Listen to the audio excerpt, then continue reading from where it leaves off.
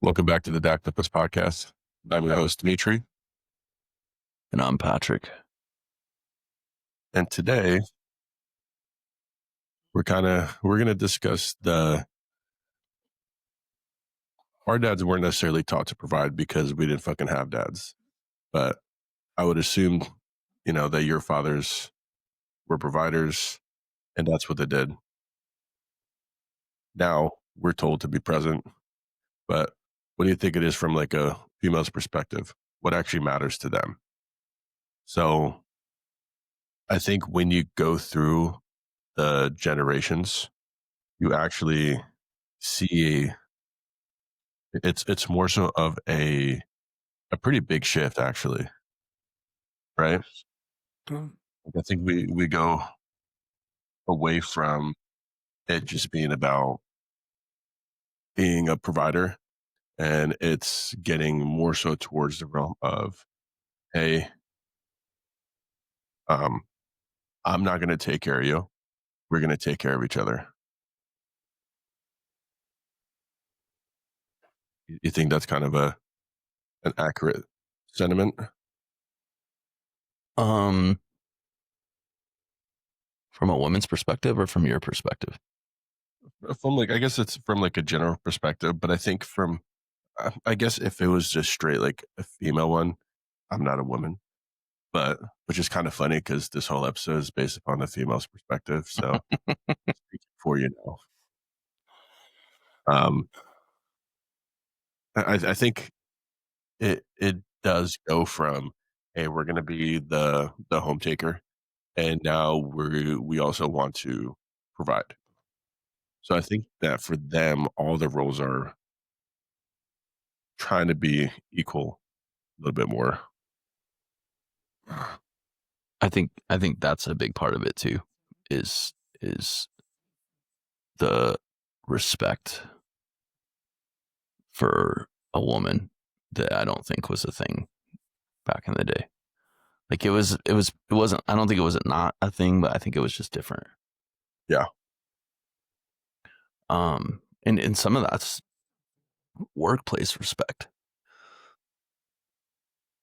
So for me, I feel like women don't want just a provider anymore. What do you think that is? Like, what do you think that they're looking for? I feel like they're looking for a 50-50, right?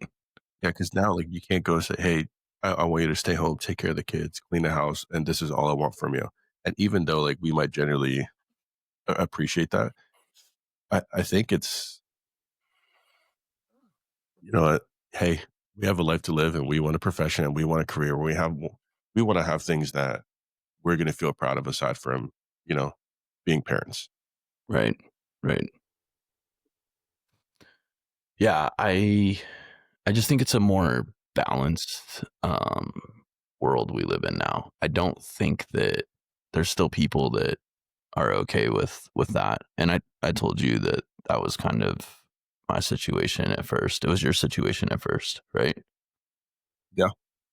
And then me and my ex-wife just made a decision that she was gonna, take care of the kids full time and I would just work. So I dedicated myself to my job. And I touched on it last week, but there's parts of me that wish that it was more balanced in the beginning, because maybe I wouldn't have had such a stressful job. Sorry, dude. Or a high stress job. Trying to stare at my fucking phone. And my neighbor's dropping off a jersey for my wife to wear to work today. Is it an Eagles jersey? It is. We're not a sports household, so. Yeah, but you know who the Eagles are playing today? Who? I just don't like it. I don't like what's happening right now. Are they playing the Broncos? They are. Oh, they're going to fucking lose. The Broncos again. I mean, Eagles are fucking good, but good this year.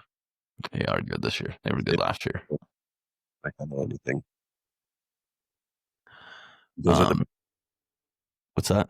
I said Eagles are the best now. Oh, I got a couple bets. If the Broncos win, I get some lunches next week. So no. yeah, if the There you go. Eagles win, then I have to pay for some lunches next week. Can't pay for my lunch. Um, I'll pay for your lunch. No, you don't have to. You pay for every single time you're on here. Um, so kind of looks like so here's how expectations seem to be shifting. Okay. So boomer dads were more so the stoic providers. So we were very, I guess they were very, solemn, very quiet, and just they look at you and you should probably do something, you know? And then you go to millennial dads, they're emotionally available. That was kind of what they wanted. They wanted to be emotionally available. And then Gen Z dads, what's is Gen Z like this newest one? I think so because you're a millennial I'm a millennial. Okay. and I'm borderline millennial. But I Um, thought there was one between millennial and boomer, but maybe not. I don't know. I think they're on fucking Gen Alpha now. What the fuck that means? Gen Z it'd have to be a more current dad. It would. And they're more self aware and I guess more balanced. Do you think that's so? If we're See, and I obviously, don't agree with that. I think I'm more balanced. I would agree.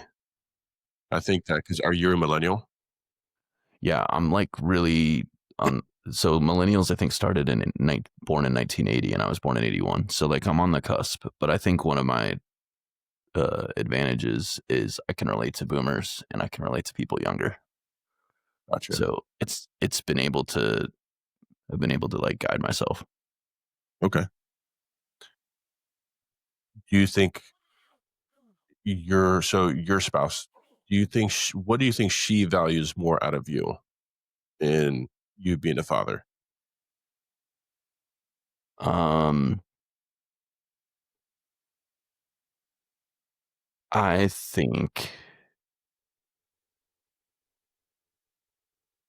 I think she values my relationship with my kids and her kids. That seems to be the I think the norm now. It's that relationship that we're able to have and the connection that able to create. I think that has more value now than just being a provider. And I've heard her say this kind of stuff before, but like I think that the way that I parented my kids was one of the reasons she was attracted to me. You have very good kids. You're I you you're I do. disciplined at the same time. You're a very good listener and you're very very rational, which I think most fathers need to be. I think we need to be more rational than emotional. You're allowed to have those emotional moments, but you do need to be able to rationalize a problem and find a solution, especially for your kids because that's not their strong suit at that age. Right. Right. I I think that the providing part is I, I think you still have to do it no matter what. I mean, there's exceptions, but you still have to provide. Right? You can't just you're not gonna be the fucking emotional support fucking dog and not bring anything to the table. You're not you have to you still have to be able to fulfill a certain role that is like a societal expectation, right? Well, yeah, unless the mother is the breadwinner and like you're a stay-at-home dad and that's your situation and then I think it's different. But What do you think about that? oh, I think it's fine. Would I you would ever love it.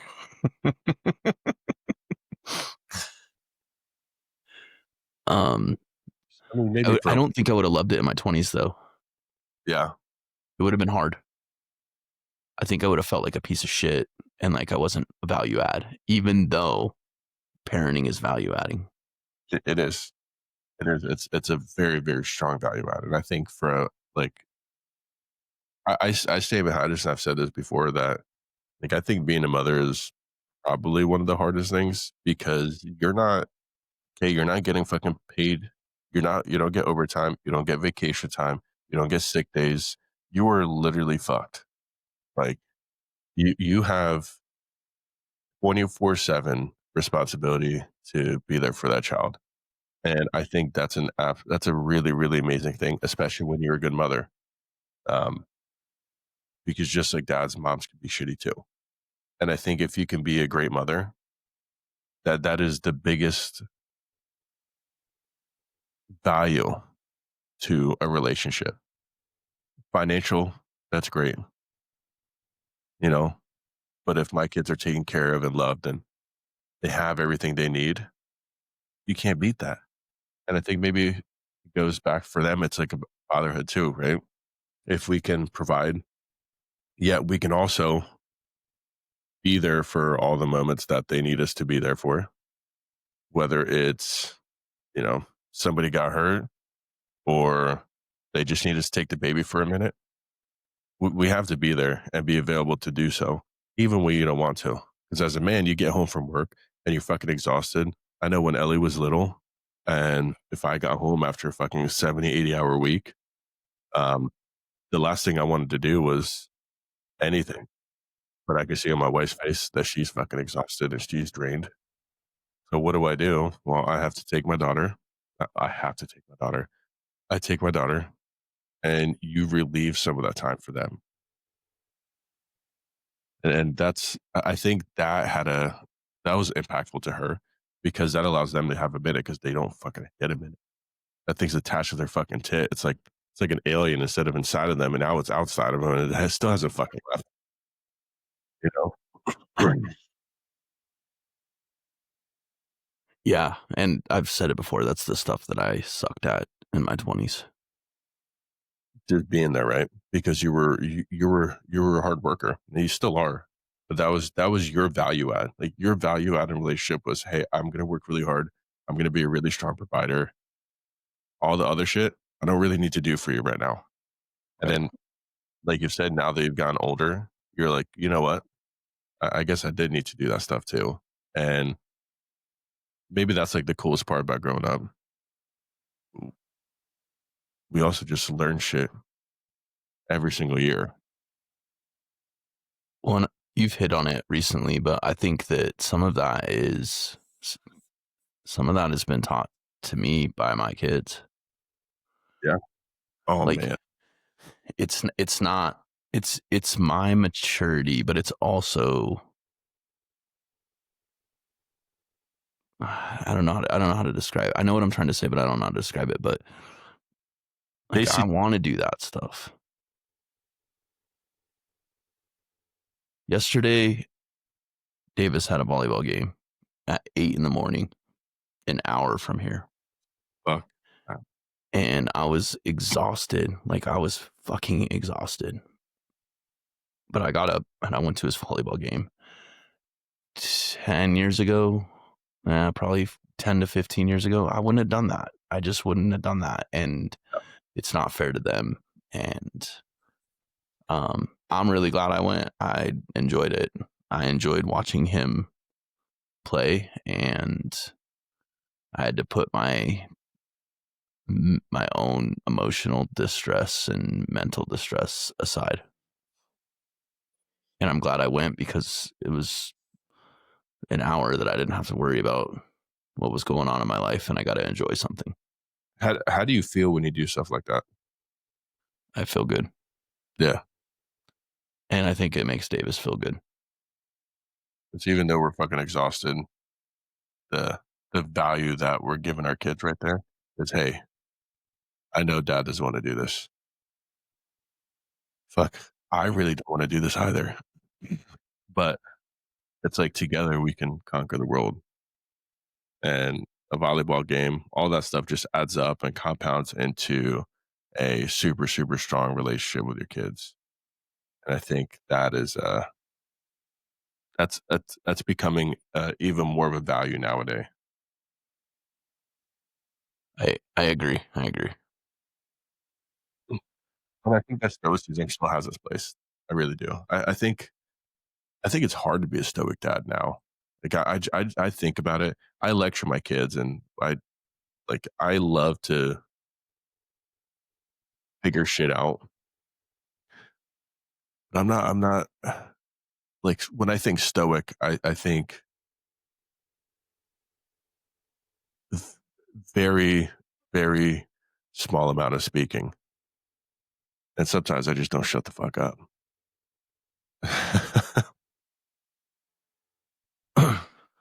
Well, we were talking about it at work the other day because somebody was talking about.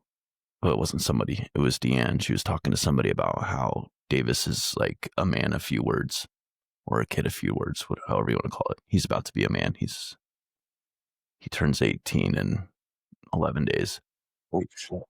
and um, I was telling her I was like I was kind of the same way, and I am the same way in a lot of situations. If I well, like I'll give a good example because it's current. Davis played volleyball yesterday. Davis doesn't say anything to anybody. He high fives people and he goes out and does his job. He doesn't say anything. He's not like this super emotional person, and he carries himself that way. And I've carried myself that way, and it can look stoic. I played in a co-ed kickball league for a long time, and people thought I was a dickhead. I wasn't a dickhead. I never even said anything, Yeah. but I wouldn't say shit. I didn't have relationships with these people, so I would just go do my job and then Shit. I would leave.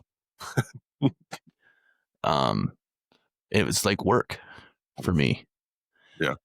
But as I've gotten older and I've matured and I've learned that relationships are the one of the most important things in life, whether it's with your kids, your coworkers, your spouse, like listening and understanding what's important to people, um, and doing it like being genuine about it. Just having somebody talk to you and you Yeah. being disconnected and then don't ever act on it doesn't. I don't think that does any good. So I rambled a little bit there, but Oh no, but it's a conversation without a connection is meaningless, and it's exhausting. I know that might not be where what other people see them as, but I think if I don't want to say conversation or transactional, but in reality, when you have a conversation with somebody, there's a reason that you're having that talk. Right? If you don't have anything to say, sometimes you can sit there and be absolutely silent and be super super content with everything that's going on. How me and my wife do it all the time. We'll both just sit there and we won't say a word to each other, and we'll look over and be like, "You good? Awesome. I'm gonna get back to just staring and doing this." I was like, "I'm not gonna do this," you know. And I think it takes a little bit of maybe emotional maturity, and I think maybe that's kind of the big shift where it went from being very blue collar, hard labor, just I'm the man, this is what I'm gonna do. You're the woman, you're gonna do this. And it transitioned to, okay, well, we can both relate and understand where and what things and roles have to get filled. And instead of you do this, I'm gonna do that. Let's do this together. We can do that together. yeah, you both work, so you're both providing. You Right. both parent the kids. You both take care of house duties. You know, whatever that is, dishes, laundry. I mean, I could tell you, and this is a much different generation, but my grandpa didn't lift a fucking finger in the house. Not a finger. Like it was an expectation that my grandma did everything. Now, my grandpa was a hard worker and he worked Monday through Friday, and then he would do stuff on the farm. He would go out and work on Saturdays and Sundays and repair fences and take care of the animals. So it wasn't like he didn't do anything, but like he didn't do fucking dishes. He didn't sweep. He didn't do any of that shit. I have a question. Yes. Do you think that so do you go out and fix fences? No. Do you go and repair drywall in your house? I have, yes. Like, if you have to, right? Yep. But you're not sitting there trying to build additions to your house. You're not sitting there building a fucking porch or a deck or any of these things. I think there's a so I think there's men who are up here doing all these things, and I think it's amazing. Like I'm pretty sure if I want to build a deck, I could figure it the fuck out. Right? I'm not going to be as fast as an Amish dude doing it, but I'll figure it out. And I was like, no matter what it is, I'll figure it out. Like it, it won't be the end of the world. But we've really shifted from being the men that are going to go ahead and do all these things to, oh, you know what? We can talk. We can now sit and listen. And I think that the perfect father, from my perspective, is one that can do both. And obviously, you're not going to do both at all times, but you need to be able to fulfill both roles at a moment. So, and same with our wives, right? My wife needs to be able to have a conversation with me, than us to get to a solution, as well as excel at her job. And I'll be honest, my wife is fucking killing at our job. This is She hasn't worked in like 8 years, and I am so unbelievably fucking proud and happy that she is killing it, because financially, in this day and age, I don't know how people do shit on a single income. It was incredibly difficult all these years. So without her being able to fill that role of, hey, I could provide as well, I think some of the things that we have going on in our life we wouldn't be able to do. Actually, I know for a fact. So I agree. I agree. And I will say this specifically with Deanne, she does a lot of stuff around the house, but I do try to like pitch in. mhm, And we just have I'd say general rules. Like if Deanne cooks dinner, she doesn't do the dishes. Somebody else does it. Whether it's me or a teenager, somebody else is doing the dishes. And, but, vice versa. If Jackson or I cook dinner, then somebody else is doing the dishes. Um, but yeah, I don't have to yeah, I just said do. I don't have to do a bunch of stuff around the house, which I super appreciate about Deanne, but I'm not scared to help out. And to be fair, I did all that stuff before she moved in when it was just me and the kids. you brought up a good point. All right, so let's speak. I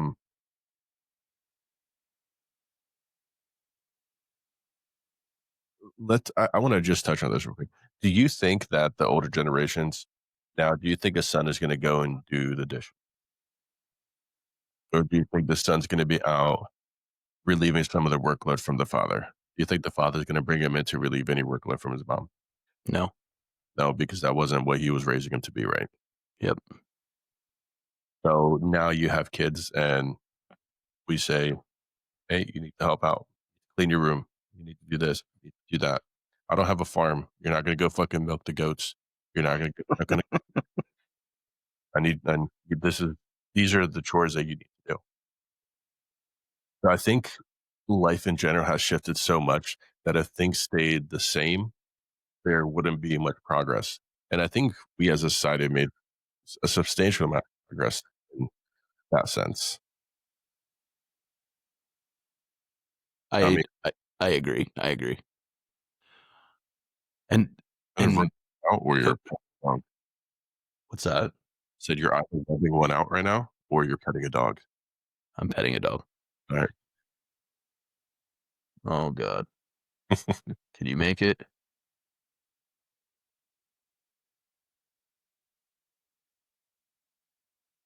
It's a big dog. Is it? Yeah. Um Beautiful dog. And he looks like he wants to go outside, but maybe not. Anyways, all right. Yeah, I think for me, I was just trying to teach my kids how to survive on their own more so than be a good partner. But I think it's twofold because they're learning how they can be a good partner by contributing. Give me 1 second.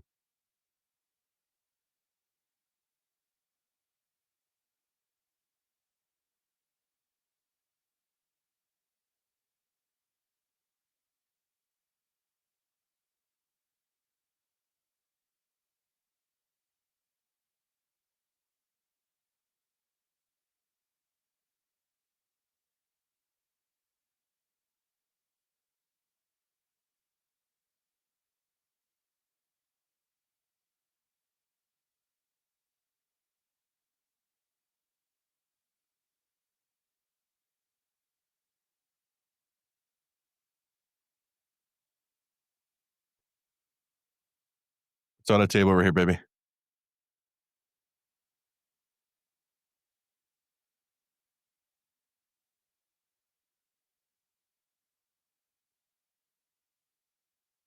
All right, I'm back. Sorry. My wife's jersey came. She's what? My wife's jersey came. Oh, She, who is she, it?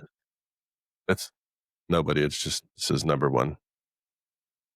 Is it I don't Jalen Hurts? He's know. number Oh, one. it is. Yeah. All right.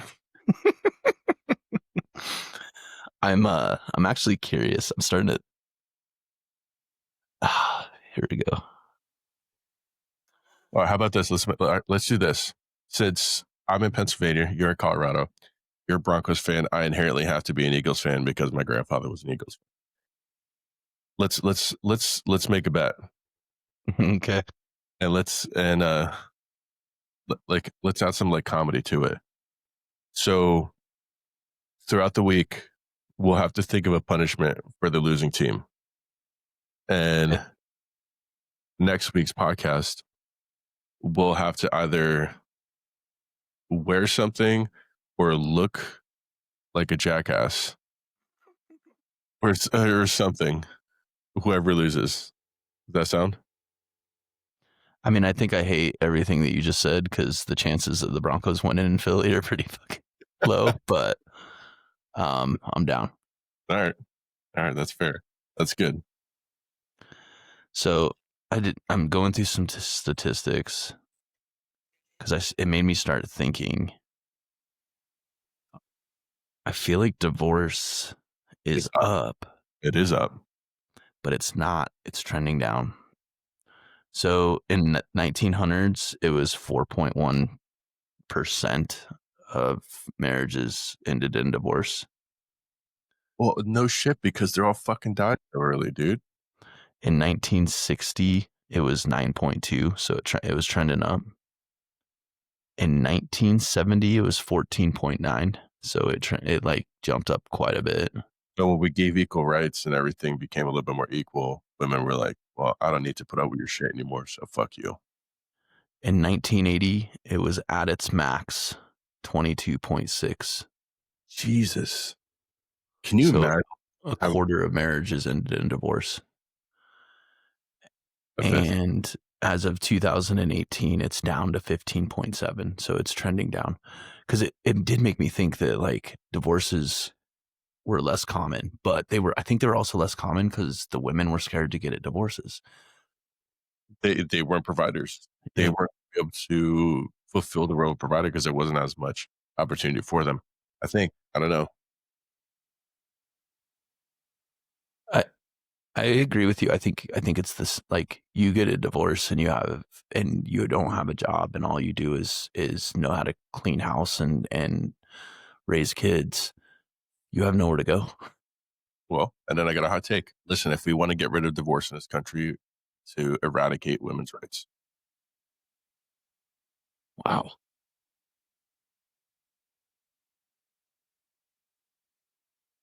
I just lost a couple listeners. they take that shit out of context. God, this guy. Look at it. God, It, they're crazy. He looks fucking all raggedy. And he's talking about getting rid of women's rights. it'll be a short, and yeah, it'll get some good feedback. But yeah, to your point, like, would you be less likely to get a divorce if the Yeah, man was helping out and not just providing? yeah. I mean, no, no. Oh, you're talking Yes. about and like the government. I thought we were continuing on with my fucking joke. No, no, no, no, no, Yeah, no. no chance. No divorce at that point. Um, well, yeah, I think it. So there's this part in our kind of breakdown. I actually had a really good thing. It said leadership through example, not control. And I think that leadership in the older days and older generations was very much so control. I'm going to control this. I'm going to do this. You're going to do that. Blah blah blah blah blah. And now it's. I'm telling you right now, if I went up to my wife and I said, "You're not fucking doing that," she's going to be like, "You're fucking stupid." You know, like no, because the reality of it is nobody wants to be controlled. Whether you're a man, you're a female, whether you're a husband or a wife, whatever it is, like you don't. Nobody wants to feel like they're trapped in something that they can't get out of. And I think what and the greatest relationships now are the ones where everybody can fulfill both roles. So it's no one's in control of anything. Hey, can you do this today? Yeah, 100%. Oh, I actually need you to do that. Got it. Like everything, when things work together, it's just that much better. And maybe that's why it's trending down. But I also feel like love is really not as strong anymore. I feel like it's what was it? It's like that whole dating mentality. Everybody wants to fucking date. Why do you want to date 30 fucking thousand people? Why do you want to suck 30 dicks? Like, you know what I mean? Like it's what's the point of it? If you're not getting anything out of it, just pick your favorite one. You know what I'm saying? I mean, I I get it, but like, You want 30 dicks? no, not necessarily. You said 30,000, by the way, No, I said, didn't yeah, you? 30,000 dicks? That's a lot of dicks. Well, I know. I'm aware of that. That's a little bit of a hyperbole. I think people are less likely to settle though.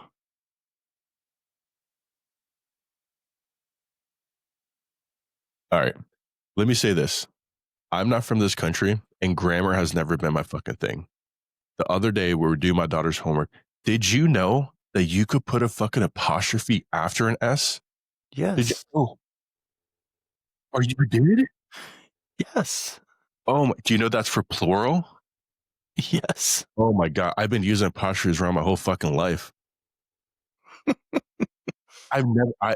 Dude, I have never seen an apostrophe after an S. So everyone's fucking wrong. If it ends in S, you just do an apostrophe after it, right? Isn't that how it works? No, see, you don't even fucking know. The way that it works is if it's plural. If it's singular, if it's a singular, Are you talking about moose? Like moose? no, no, no. If Give me a word. um, well, I was gonna say Jackie puts on her shoes, but then I was gonna say the group puts on their coats, and I guess that still makes sense. So in that sense, if Jackie did it, it's just apostrophe S. But if the group did it, it's after the S. Okay, okay, okay. Gonna fucking correct me because I don't know English. I please be general. Um, I got it. It makes sense. I don't think I ever use it right to your point, but I did know that Does not you make you it can look put it after the S. it looks stupid. It does look kind of stupid. I'm gonna start putting apostrophes after S's just to fuck with people. They're gonna be like, "Is he retarded?" Maybe. I got a huge problem with apostrophes. Do you? Yeah, like we go way back because it's in my name. Oh, And logging into shit and all of that stuff is just a fucking huge pain in the ass with an apostrophe. damn. Yeah. It's a tough life. That's fucking hard. And you're a Broncos fan that's gonna fucking lose today. Oh my God, I hate you.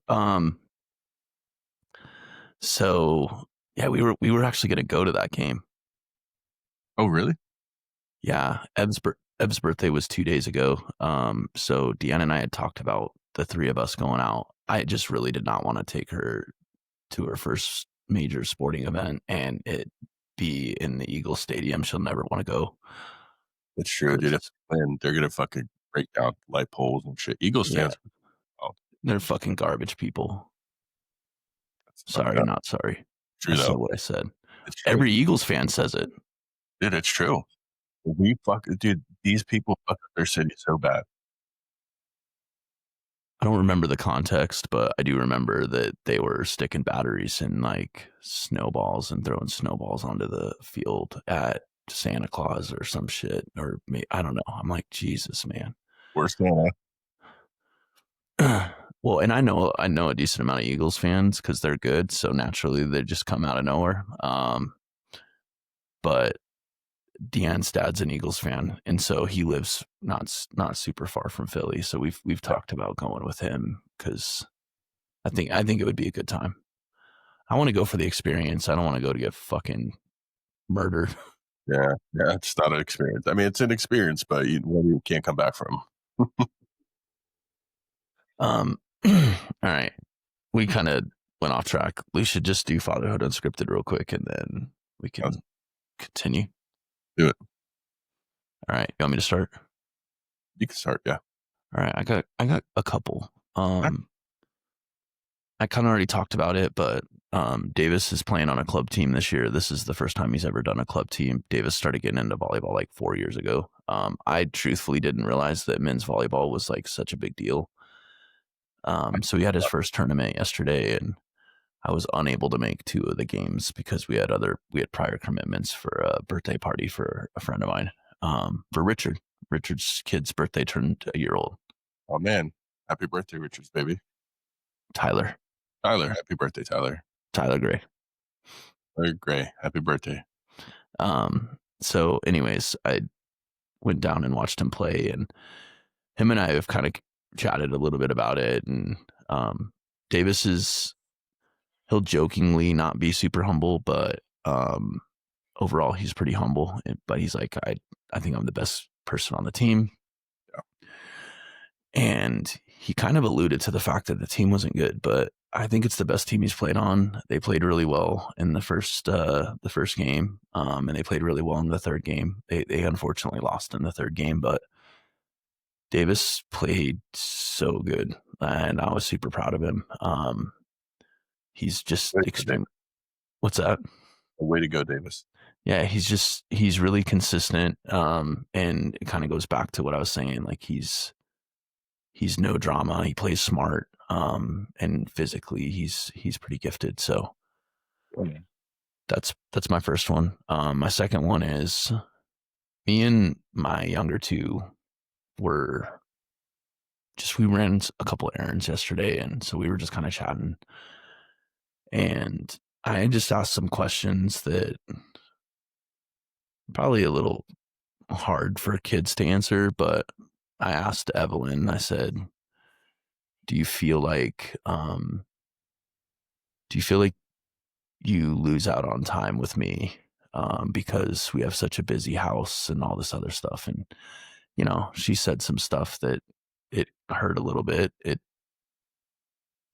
goes off of what I said last week, and she talked about work a lot, and she's like, you work a lot.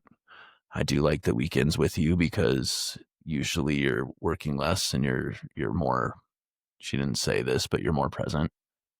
And then I asked the same question to Jackson, and he said the same thing. So I don't really have a takeaway from this. I am not shocked by this, and it doesn't make me want to go have a career change because unfortunately I'm financially obligated to Yeah. continue going down this path, but it's definitely interesting hearing from my kid's perspective. How do we make it better? Right? That's right. And and then I have one last one, and I'll try to keep this one short. Yesterday we celebrated Ev's birthday as well. I, yeah, She turned 11 on Friday. lucky And what's that? 11, lucky number. That's right. Um, so she got to pick dinner and got to pick what we were doing last night, and she chose game night because she likes those connections and it's better than watching a movie. And so we played this family game, and I don't actually even know what the hell it's called, but it's a bunch of cards, and it's very interesting because it's not really a game. It's about conversating and connecting. So you Yeah. asked you asked a question. I'll give you the last question I had of the night was, what is something you wish I did more of? I asked that question, and then everybody goes around the table and gives the answer. We had some really good emotional and all positive conversations. August, Deanne, um, myself, Jackson, Evelyn, and Davis all played. Yeah, it was good. It was cool. So what? So give me some of the answers to that question that you were giving. Um, the work thing came up a little bit more again. Um, I think everybody said the work thing. I'm trying to think what August said. Davis was gone by this point because Davis stayed the night at a buddy's because they play again this morning. Yeah. What did August say?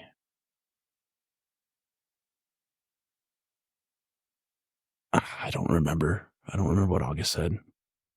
I'll ask Deanne and I'll see.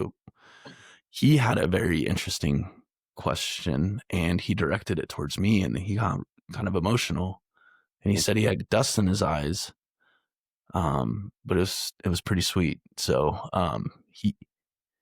his question was, who at the table do you need to apologize to and what for? And he said, Patrick, for everything. Oh, dude. I'd get dust in my eyes. I'm Yeah. I'm I'm fucking feeling dust in my eyes right now. That's a very like that's a usually when somebody says, "Oh, everything," you kind of take it for granted, but when your kids say it, and in that context, it is a deep. I that's really really cool, man. Well, like yesterday, we were getting ready to leave to go to Tyler's birthday party and um he had ate some breakfast and he said he was still hungry and I was like, "Do you want a cheese stick?" And he said, "No." And I said, "No, thank you." And he's like, "I'm not saying that." And I was like, "Okay." I'm like, "I'm just trying to teach you some manners. It's a little less cold when you just say when you say no, thank you, than instead of no." Um, That's it. Like, and and so like I think it's like little situations like that that he, realizes yeah, correct. I think that's what happened last night. they're far more reflective than I think we give credit for. They reflect differently than we. Good man. All right. I have I guess I have one about like all my kids. So I'll start with Ronan because his is the funniest. Um, he's wants to punch everything. That's his. He wants me to get him a punching bag. So I think I'm gonna get him into like fighting of some sort. So now we don't play football. We don't play catch. We play block. What that means is I throw the ball at his face and he has to block it. And it's a lot of fun. He, he, he was having a blast, dude, and he was killing it. Well, he missed one and it hit him in the eye. Oh, And he goes like this. And then his eyes start like welling up because he's gonna cry, and I get down to him. He says to me, and he's got tears rolling down his face. So he's like, "This is a stupid game, Dad." And I said, "Well, you know what happens when you play stupid games? You win stupid prizes, buddy." I said, "So do you want to stop?" He's like, "No, No. let me have it." And the whole entire night, man, he it, it's it allows us to have a catch, not really, but he'll throw the ball to me, and then I'll throw it at his face, and he'll block it, or he'll push it away. And at the end of the night, dude, I was fucking chucking him. Like if it hit him in his face, he was gonna be hurt. And he was just punching him away and everything. And he looked at me, "You see that, Dad?" Like, nothing to stop me. He was great. And then, so my daughter, she's a super sweet girl, but she has a very hard time sticking up for herself, especially in different environments. At home, she'll stick up for herself 110%, but around other kids, she has a hard time. Um, Yesterday, she was having an issue, and I said, "I'm not helping you. I'm not going to help you, not because I don't love you, but I'm not. You're a big girl. You need to learn how to stick up for yourself and have a boundary. There's being nice, and when you're nice, you have no boundaries for yourself. When you're kind, you have boundaries for yourself that you don't let other people cross, and you can continue on." Well, if she stuck up to herself, somebody said some things that they really shouldn't have, and she kind of let him have it. And I was really, really proud of that. And she came home later and she's like, "Dad, I stuck up for myself today." I said, "You did?" She's like, "Yeah." I was like, "How'd it feel?" She's like, "It made me feel bad because I don't like making other people feel sad or upset because she wants other people to be happy. She doesn't want to hurt feeling because she knows how it feels and she doesn't like it." Um, so there's that. And then Ian. So last night, our neighbors were having some arguments, and there's their son got visibly upset. And this is during when I went to pick up my wife, and we went and we talked to them. I was playing like therapist, dude. It was amazing. I think I was doing really good. I should charge for this shit. Ian took her son. He's like, "Hey, come on, let's go for a walk." And there's little things that he does that make me really, really proud of the way that he's able to like, he's very invasive. Like, I don't mean that like a bad way. Like, he there's no he'll come up and give you a hug and he doesn't even know you. Like, so will I. But he's just the way he's a little bit awkward and it always feels a little bit weird, but it comes from such a good place in his heart. And the kid really, really needed that. And he went for a walk for like 20, 30 minutes and then they sat down and he just talked to him. And so I was like, yeah, you might not realize it, but you just made that kid's night so much better because he had a friend, he had somebody to talk to him and get his mind off of it or clarify a few things that he needed. And then the kid comes over and he's like, "Yeah, Ian taught me about the Lord. Like, Ian's is reading the Bible, so he, I don't know what they talked about, but he was very, very touched by it. I thought that was cool." How old is the kid? 7 or 8. Okay. All right. He's That's pretty cool. and he's a very emotional kid. Like he's got stuff going on and um definitely says some things that he shouldn't. But at the end of the day, I think there's a reason for all kinds of attitudes. And it's kind of hard to get down to it. So it was nice to have Ian there to help out with that. Right on. That's probably our longest unscripted ever. I agree. But they were all good, They were all good.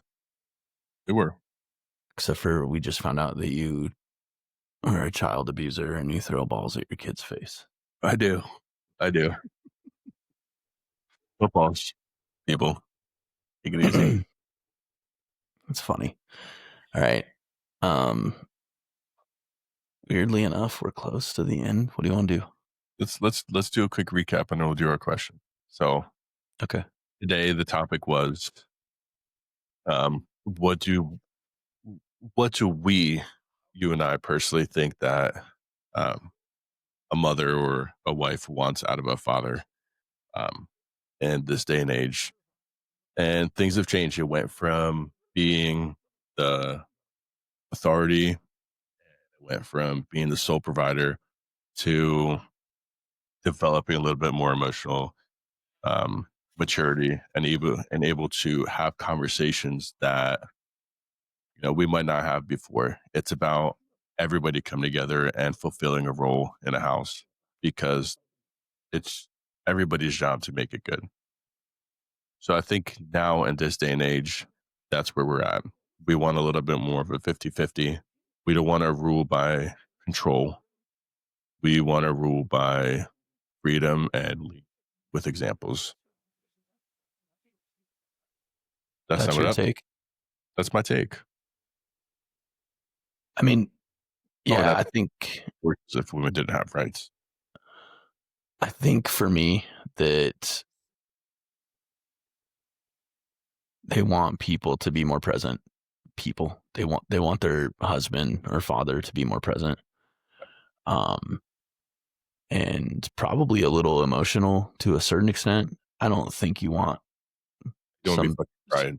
yeah, some dude who's like overly soft either. Yeah. Um but I think they want emotion to be shown. Um I would assume that. I don't know Females if that's true or not. true because females are far more emotional. There's so there men are much more physical in their intimacy, love, and connection, and women are a lot more emotional. They crave a different kind of attention that we do, and I think we have to understand that and you know be a part of that.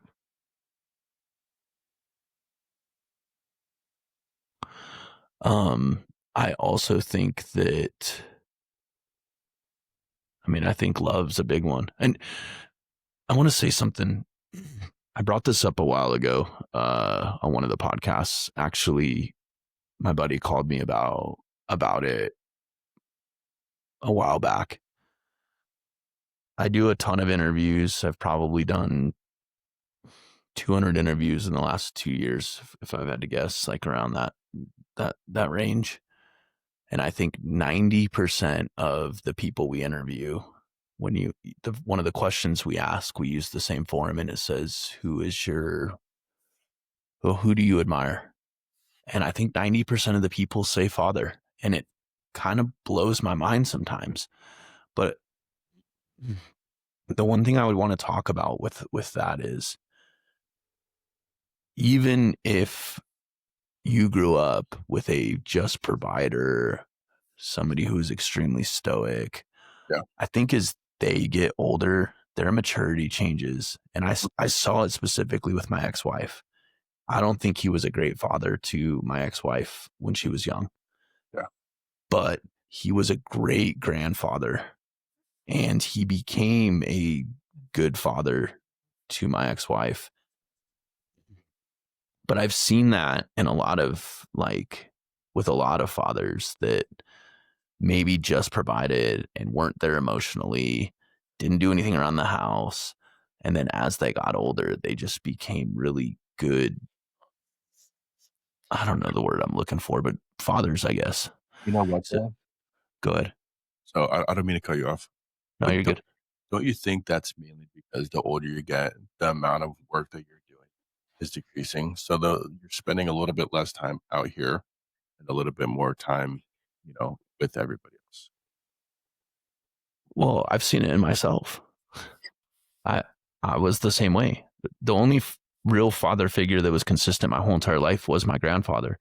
So when I first started having kids, my natural assumption was my ex-wife needs to work. My ex-wife needs to take care of the kids. I need to work. I need to financially provide. And outside of that, I don't need to do shit around the house. Yeah. As I got older, I realized that why are we doing it this way? Let's do things different and make things better for everybody. Yeah. It makes things better for the kids, makes things better for the wife, and it's not extra stress for me. And if I'm being honest, like, We kind of need it too. I do need it too. I need my kids to love and appreciate me, which makes me give it back. Yeah. So, long story short, I think that the direction that you and I are heading is the right direction. And does that mean we're perfect? I don't think that that's the case. But I do think we're both extremely self-aware. I think we both provide. And I think we both share duties. And so we're heading in the right direction. Let's just say that. I'm saying I love that we do this podcast. I know some people that like, you guys shouldn't have a fucking podcast. But I genuinely, every Sunday when we end it, or we have a topic that I'm really not unsure about, like this one, there's always value in it. And I thoroughly enjoy it. I'll wear Eagles face paint if the Eagles win. I'll wear Broncos face paint if they win. All right. The funny thing, we got to figure some shit out because next Sunday the Broncos play at 7:30 in England. Speaking of Eagles, that's Jalen Hurts. I hate it. Love you, baby. Have a great day. Good in New Jersey. You look good in New Jersey. Maybe we will start watching sports. Fucking Dmitry's about to make another kid on the podcast. That's right. We'll be back for a quick intermission. I'm waiting for a question. All right. So I'm going to preface this. You have a thing that automatically disqualifies you. You can't use that one. And once I read the question, it'll make more sense. Is it my penis? No. Oh. What's something that you've done that would disqualify you for running for office?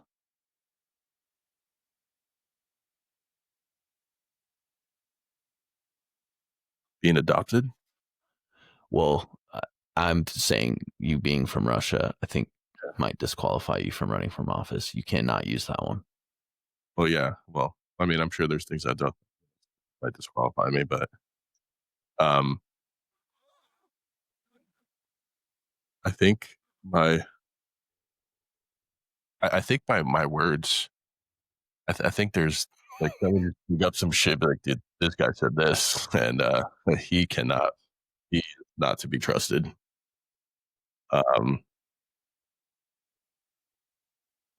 Yeah, I think that.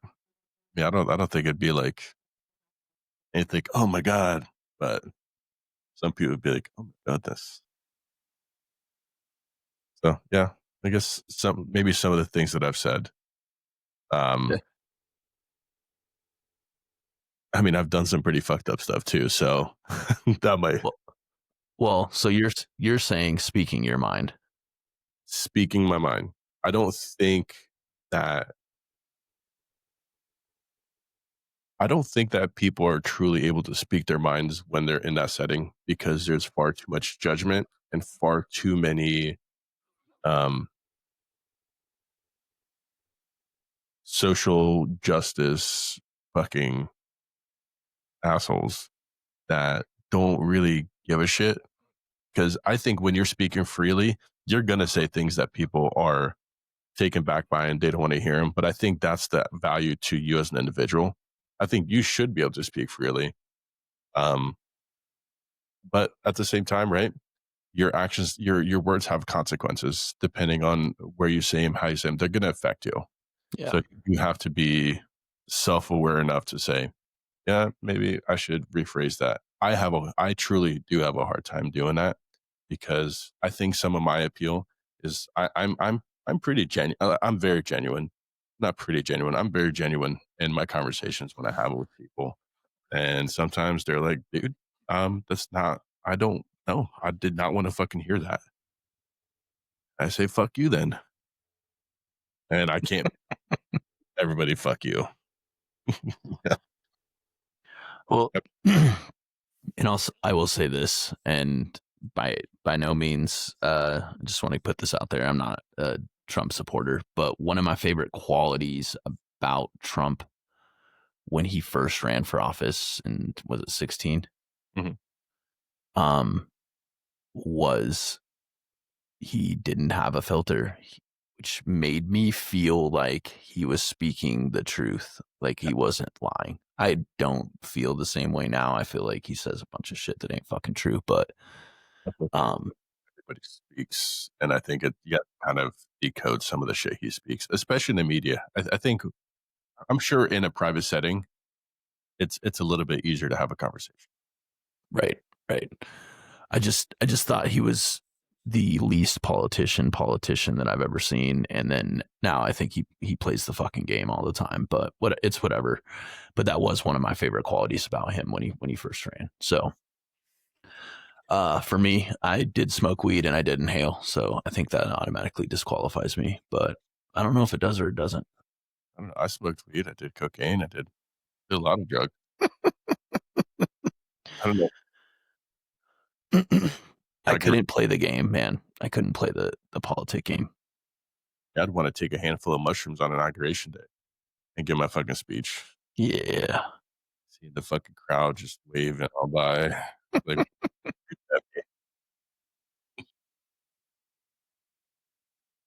I just thought it was an interesting question. I was trying to find something good. It's weird because I told you I use Chat GPT and it's a lot of them are sexual in nature, which I just think is strange. a lot of Unless linking to my phone history, which is also strange. incognito. How do they know? So, so when I put it in there, I say inappropriate because I want something that's, you know, Comedic. yeah, exactly. But then the first 10 questions are sexual in nature. I'm like, that's not what I meant by inappropriate. One of the funny sexual questions. Do you have any? I think that's comedy on its own. Oh, I'm just logging in real quick. I'll just pull up my. Search history. Don't read us your categories. No, I'm not gonna.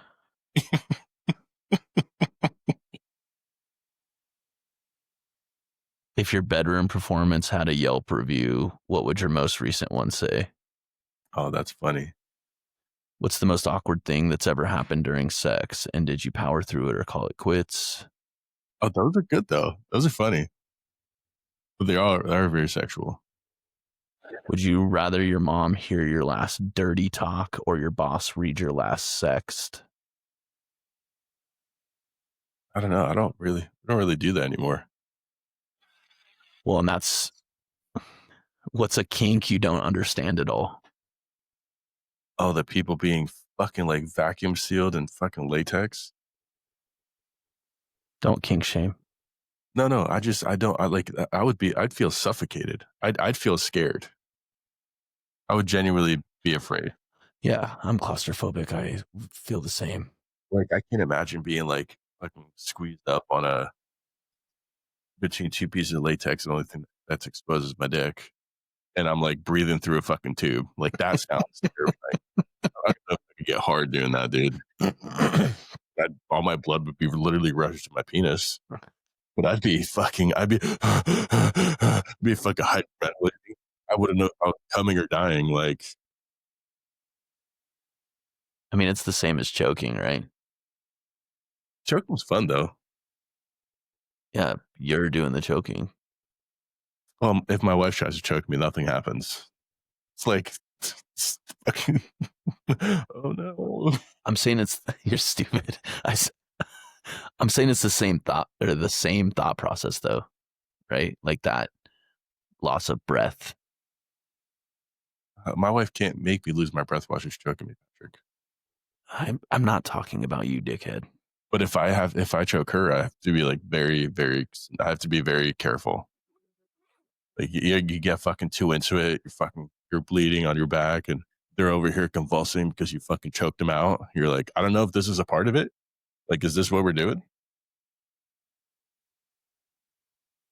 All right, let's wrap this up. Thank you guys for tuning into our podcast yet again. I hope that you have made it to the end. And if you have made it to the end, go ahead and leave us a comment. Maybe it's commenting about the question that we had today, or it's commenting about the shit we had after, or if you got some true value out of the conversation, let us know because your feedback is important. Like, follow, subscribe, comment, YouTube, That's right. Spotify, Apple. Apple, and Compass on, and go Broncos.